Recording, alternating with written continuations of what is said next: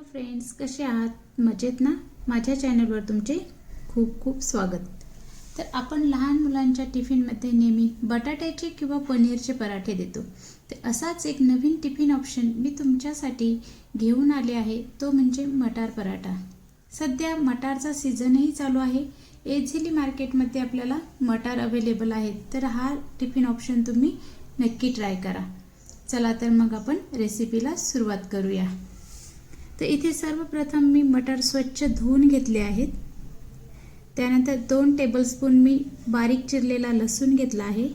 1 tablespoon मी बारीक चिरलेलं आलं, कोथिंबीर, चवीनुसार मीठ, लाल तिखट, काश्मीरी लाल, हळद.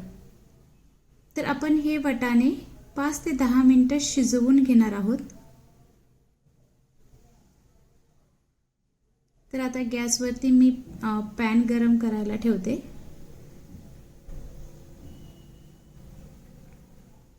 पॅन गरम झाल्यानंतर आपण त्यामध्ये 2 ते 3 टेबलस्पून ऑइल घेणार आहोत.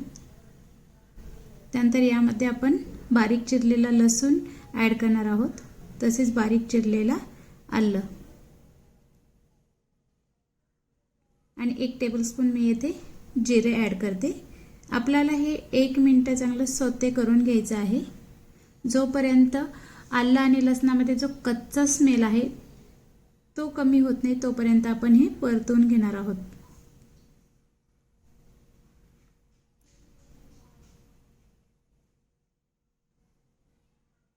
आलं लसूण आपले परतून होत आले आहे. तर यामध्ये आपण स्वच्छ धुतलेले मटार आहेत ते ॲड करणार आहोत आणि हे व्यवस्थित आपल्याला परत मिक्स करून घ्यायचे आहे.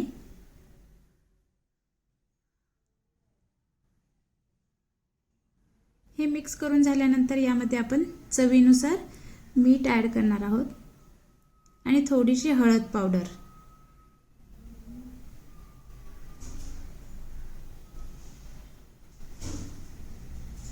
त्यानंतर आपण बारीक चिरलेली जी कोथिंबीर घेतली आहे ती यावरती थोडीशी स्प्रिंकल करणार आहोत आणि व्यवस्थित हे परत मिक्स करून घेणार आहोत.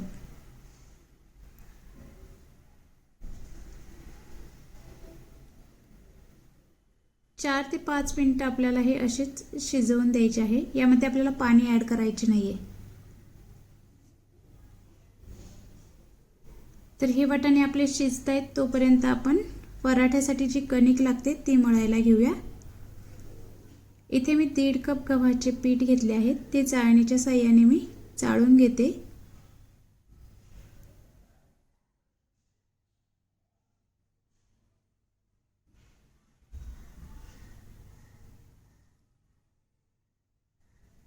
त्यानंतर आपण यामध्ये थोडेसे मीठ ॲड करून घेणार आहोत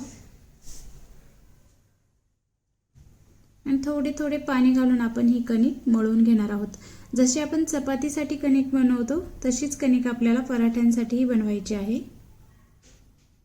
मऊ अशी कणिक आपण मळून घेणार आहोत.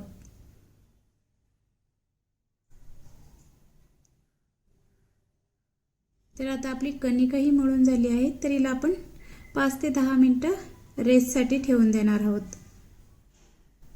तर आता आपण चेक करूया आपले वाटाणे शिजलेत की नाही.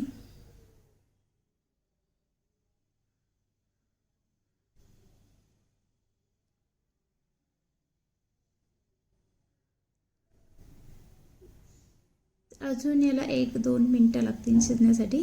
तर आपण यामध्ये झाकण ठेवून 2 मिनिटं वेट करूया. आता आपले वाटाणे हा शिजलेला आहे. तर आपण हा थंड होण्यासाठी ठेवणार आहोत. ज्यावेळेस हा पूर्णपणे थंड होईल त्यानंतरच आपण मिक्सरमध्ये हे जरा दरदरीत वाटून घेणार आहोत. आपल्याला याची पेस्ट बनवायची नाही आहे, थोडे दरदरीतच ठेवायचे आहे. कोर्स टेक्स्चर आपल्याला ठेवायचे आहे.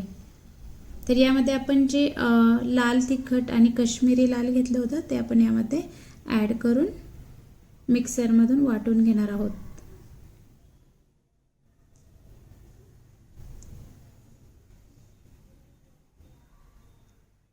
तर असे आपल्याला दरदरीतच हे वाटून ठेवायचे आहे. तर आता आपली पराठ्याची स्टफिंग रेडी आहे आणि आपली कणिकही रेडी आहे.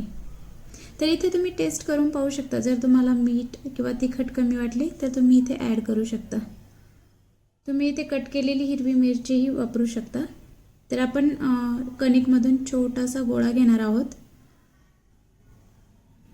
थोडंसं सुकं पीठ आपण घेणार आहोत आणि याचे आपल्याला एक असा वाटीसारखा शेप करायचा आहे हाताच्या साहाय्याने. जसं आपण पुरणपोळीला करतो आणि त्यामध्ये पुरणचं स्टफिंग करतो ते सेमच आपल्याला इथे हे वाटाण्याचे स्टफिंग ॲड करायचे आहे.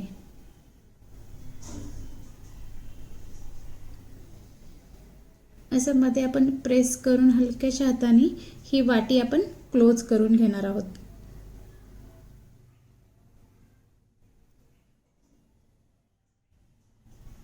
असे आपण हे क्लोज करून घेणार आहोत आणि आपण सुक्या पिठाचा वापर करून पराठा लाटून घेणार आहोत. हलक्याशा हाताने आपल्याला पराठा हा लाटून घ्यायचा आहे पोळपाटावरती.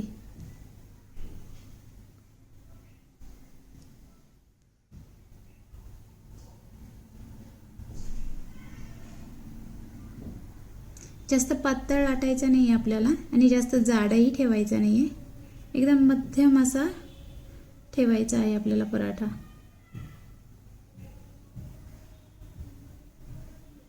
तर आता आपला हा पराठा लाटून झालेला आहे. तुम्ही पाहू शकता जास्त पातळही केलेला नाही आहे मी. तर आता आपला तवाही गरम झाला आहे. तर आपण हा भाजून घेऊया पराठा. तुम्ही इथे बटरचाही वापर करू शकता. मी इथे आपला तुपाचा वापर केला आहे पराठ्याला. तर आपण हे तूप त्यावरती स्प्रेड करून घेणार आहोत.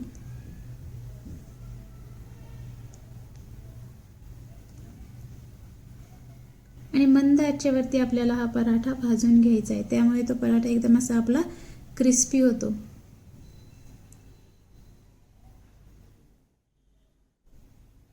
आता आपण साईड त्याची चेंज करणार आहोत आणि या साईडलाही आपण तूप स्प्रेड करून घेणार आहोत. तूप त्याला लावून घ्यायचे आहे.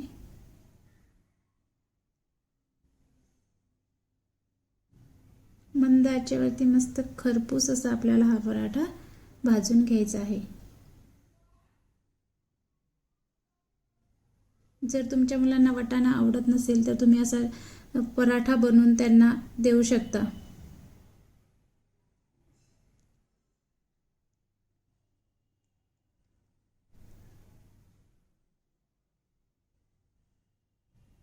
आता एका साईडने आपला पराठा भाजलेला आहे तर आपण याची साईड चेंज करून घेऊयात.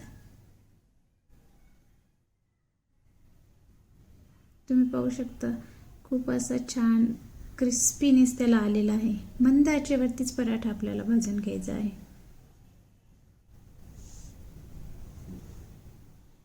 आणि तुम्ही यामध्ये अजून ऑप्शन ॲड करू शकता. जर तुम्ही उकडलेले बटाटे यामध्ये टाकले तर मटर बटाट्याचा पराठा होईल आपला. जर तुम्ही पनीर थोडंसं ग्रेट करून यामध्ये टाकलं तर पनीर मटर पराठा आपला हा तयार होईल. वेगवेगळे ऑप्शन तुम्ही यामध्ये बनवू शकता आणि हे हेल्दी ऑप्शन्स आहेत.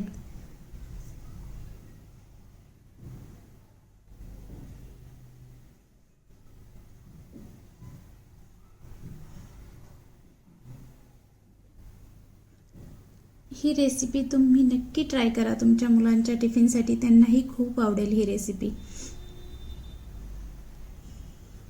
तर ऑलमोस्ट आता आपला पराठा हा भाजून होत आला आहे.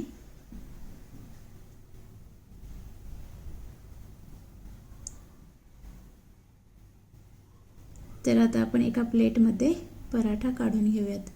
तर तुम्ही हे दह्यासोबतही सर्व करू शकता किंवा ग्रीन चटणी टोमॅटो केचप यासोबतही तुम्ही हा सर्व करू शकता. वरून थोडेसे आपण त्याला बटर लावून घेत आहोत.